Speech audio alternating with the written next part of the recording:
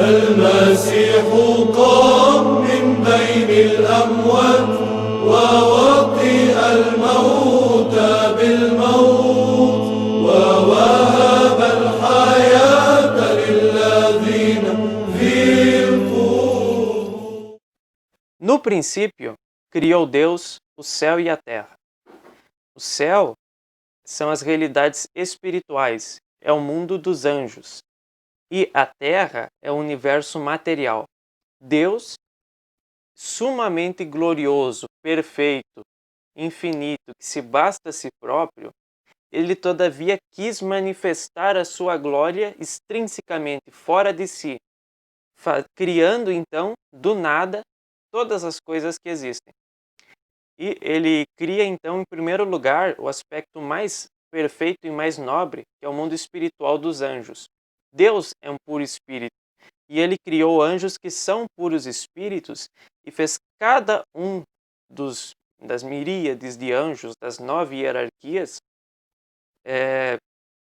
com a vocação de refletir em si, de adquirir para si uma virtude que fosse um símbolo de determinado grau das virtudes que existem em Deus de modo infinito. Então, alguns anjos refulgem, brilham de um modo especial pela fortaleza, outros pela sabedoria. E nas diferentes vocações vai se constituindo toda uma como que sociedade de anjos que é um espelho vivo das perfeições infinitas de Deus. Mas Deus quis que os anjos passassem por uma prova, porque sem luta, sem uma prova, não há merecimento. E Deus quis que eles tivessem o mérito de se tornarem partícipes da glória dele. Então, segundo alguns teólogos, a prova dos anjos consistiu em conhecer de que haveria a união hipostática do Verbo, do Filho, com uma natureza criada, mas que não seria a natureza angélica, mas seria a natureza humana, que seria criada por Deus no mundo material. E de que os anjos não só deveriam adorar a Deus, a Jesus Cristo, homem e Deus ao mesmo tempo, mas venerar acima deles a Mãe Maria Santíssima, que seria um instrumento para que se desse a união hipostática. E então os anjos não só deveriam fazer isso, mas cuidar, tutelar, auxiliar a humanidade. E, portanto, auxiliando a humanidade, os anjos teriam a ocasião de prestar atos de humildade e submissão à vontade de Deus. E esta é uma hipótese, não é algo dogmático definido pela Igreja, mas é uma hipótese elencada por vários teólogos. E o mais alto, o mais nobre, poderoso dos anjos não aceitou. Porque ele não aceitou que Deus fosse realizar a união hipostática de uma natureza humana com a natureza divina. Ele não aceitou que Deus não iria se unir hipostaticamente a ele. E, portanto, Lúcifer, Ave Maria Puríssima, disse: eu não servirei, eu não aceito, contra isso eu luto, eu me insurjo. E se aplica perfeitamente a frase do péssimo, mas poeta John Milton, mas que aqui tem todo o sentido.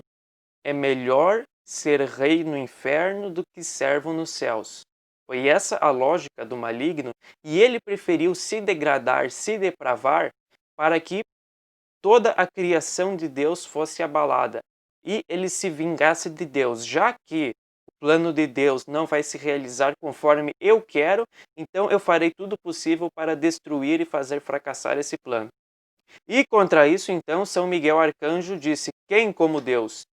E houve uma grande batalha nos céus, e o demônio, então o anjo caído e todos aqueles, segundo se consta, 1/3 dos anjos que o acompanharam na sua revolta, foram expulsos do céu por São Miguel e pelos anjos fiéis. E Deus, criando esse universo espiritual, e as coisas no mundo espiritual se dão de uma forma mais imediata, ele faz então também a criação do mundo material, que vai se dando por etapas. Então Deus cria os astros, os sóis, os planetas, e vai criação vai sempre ficando mais sublime. Ele prepara a terra. Na terra ele cria a vida. Então tem as plantas e depois cria os animais e por fim ele cria o homem. O ser humano ele é uma ponte viva que une o mundo espiritual, porque ele tem alma, com o mundo material. Para que o homem não ficasse orgulhoso, Deus criou ele do barro, da terra. Adão significa feito da terra. E Deus então criou o seu corpo material, do material mais humilde possível. Insuflou-lhe nas narinas o sopro da vida. A união do mundo material com o mundo espiritual. Por isso que o homem é a síntese viva de toda a criação, apesar de estar abaixo dos anjos. E por isso, Deus quis se encarnar enquanto homem. Deus criou Adão e da costela de Adão, sim, é uma costela no sentido literal, Deus fez Eva. Adão dormiu, Deus fez como que anestesia, extraiu uma costela de Adão e criou então todo o corpo de Eva. E isso também simbolicamente para demonstrar que a mulher não foi feita dos pés porque seria rebaixada, nem da cabeça porque era melhor, mas foi feita da costela próxima ao peito para demonstrar que seria uma companheira do homem na sua caminhada nesta terra. E Deus disse a Adão e a Eva: crescei e multiplicai-vos, dominai toda a terra, dominai sobre as aves do céu, os peixes do mar, os animais que andam na terra.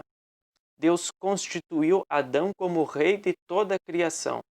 E Adão e Eva deveriam ser os pais de todo o gênero humano, que constituiria na terra, no paraíso terrestre, uma ordem de coisas que fosse feita para a glorificação de Deus e fosse o reflexo material da sociedade dos anjos na ordem puramente espiritual. Então, quando Deus disse crescei e multiplicai-vos, crescei no quê? Crescei nas virtudes, crescei na prática do bem e multiplicai-vos e difundi para fora de si e para os filhos e descendentes as perfeições que Deus lhes havia concedido. E sujeitai toda a criação ao seu domínio. E quando Deus disse também dominai a terra, quer dizer primeiramente Adão dominai a si mesmo, porque ele é feito da terra, portanto, que ele mantenha o domínio sobre si e preste contas a Deus dos seus atos. Portanto, ele é também constituído como rei, como patriarca do gênero humano, mas é um rei feudal que presta contas do que acontece dentro de si, na sua alma, e fora de si, nos seus atos exteriores, para Deus. E Deus então fez com que os animais passassem diante de Adão, no paraíso, e Adão deu a cada um deles o nome que era conveniente. Porque antes da Torre de Babel, a linguagem humana era una e era perfeitíssima. A linguagem é o meio de exprimir as ideias. Então, a linguagem original de Adão era uma linguagem perfeita, que exprimia perfeitamente a ideia que ele via em cada uma das criaturas, porque Adão ele conseguia compreender imediatamente qual era a perfeição invisível de Deus que se refletia naquela criatura visível. Então ele via um leão, ele tinha uma compreensão plena de que aspectos da fortaleza, da majestade de Deus, Deus queria manifestar quando criou aquele gênero de animais leão. Do mesmo modo, quando ele via um beija-flor, ele tinha uma plena ideia da sublimidade, da bondade, da doçura de Deus que se manifestavam nessa criatura tão bela e tão mimosa, se poderia dizer. E ele exprimia isso por uma linguagem adequada, portanto, ele era também profeta.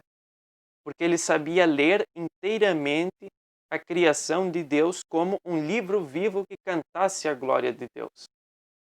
Adão e Eva eram bem constituídos. Eles não ficavam cansados, nunca ficariam doentes.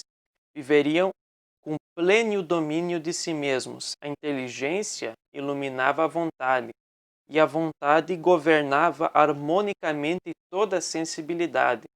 Se Adão quisesse andar por toda a terra, ele andaria sem ficar cansado.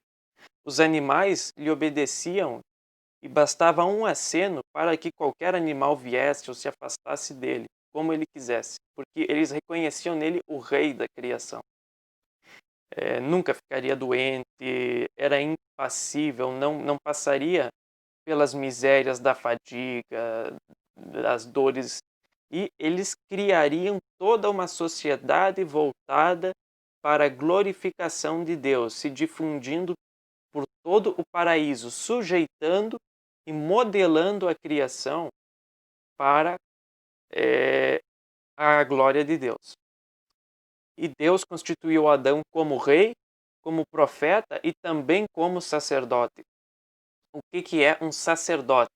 É quem oferece a Deus um sacrifício. E o que é o sacrifício? É a oferta de algo para Deus, reconhecendo que todos os bens vêm de Deus e de que Ele é o Senhor absoluto de tudo que existe. E, portanto, nós nos sujeitamos a Ele. E, nesse ato de sujeitão, nós ofertamos algo a Ele. E que sacrifício era esse que Adão prestava a Deus? Deus demonstrou que toda a criação era um livro vivo que cantava a glória de Deus. E Adão sabia que perfeições se refletiam em todas as criaturas. E, portanto, Deus disse a ele: podeis comer de todas as árvores que estão no paraíso. E aqui é o comer material, mas também significa que Adão pode se utilizar como alimento para a alma de todas as perfeições que ele vê que estão postas em toda a criação. Mas não podeis comer da árvore da ciência do bem e do mal, porque no dia que comeres dela, morrereis.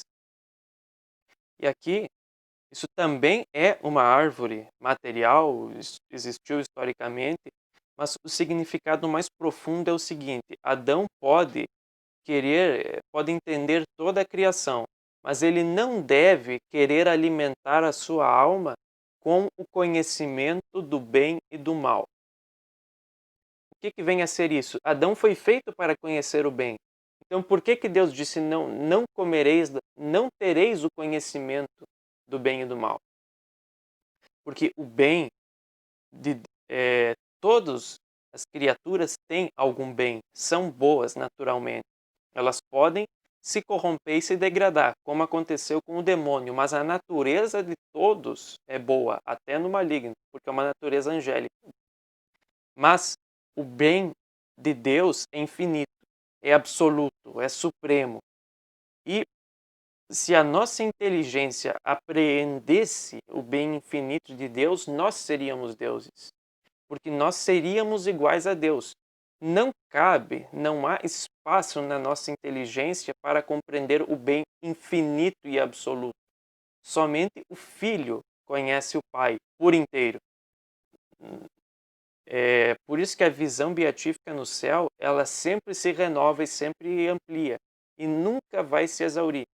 Então, Deus disse a Adão: não tente conhecer o bem que há em mim infinito, porque isso não está ao seu alcance. Porque se conhecesse, Adão seria Deus, porque teria uma inteligência igual a de Deus. E não tente conhecer o mal, porque o mal não existe ontologicamente. O mal é uma deficiência do bem. O pecado é uma deficiência, uma revolta contra a ordem de Deus. Mas não há uma existência ontológica do mal. Deus disse a Adão: não queira conhecer o bem infinito, supremo e absoluto, e não tente conhecer o mal, o erro, o engano, o absurdo, a mentira. Portanto, se mantenha no caminho reto, conheça as coisas que são boas mas sem almejar o que está além da sua capacidade.